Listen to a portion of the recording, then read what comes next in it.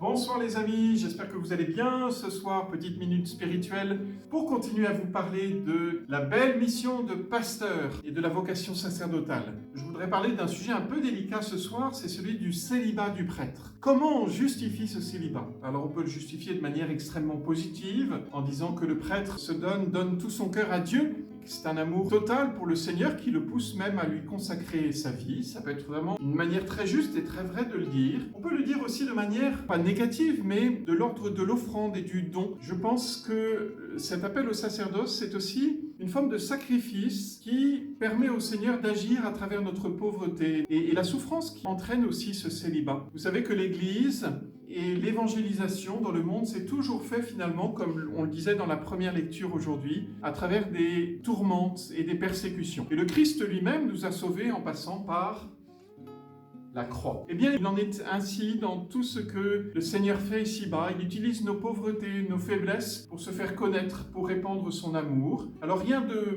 masochisme là-dedans, mais cette réalité tout simplement que le Seigneur a voulu, que ceux qui constituent la hiérarchie de l'Église, les prêtres et les évêques, et les diacres aussi, lorsqu'ils sont choisis encore célibataires, le restent en vue du royaume de Dieu et en vue aussi que le Seigneur agisse à travers la pauvreté de leur vie. Alors priez pour vos prêtres afin que le célibat qu'ils vivent, pour moi le premier, ne soit pas simplement un sacrifice, bien sûr, mais soit vraiment d'abord l'occasion pour le Seigneur d'agir à travers notre pauvreté et puis aussi, bien sûr, l'occasion pour nous d'un plus grand amour pour le Seigneur, cet amour auquel nous sommes chacun appelés. Chacun d'entre vous, vous êtes vraiment appelés à ce que votre cœur soit comblé complètement par l'amour du Seigneur, bien sûr après votre mort, mais dès maintenant. Au revoir.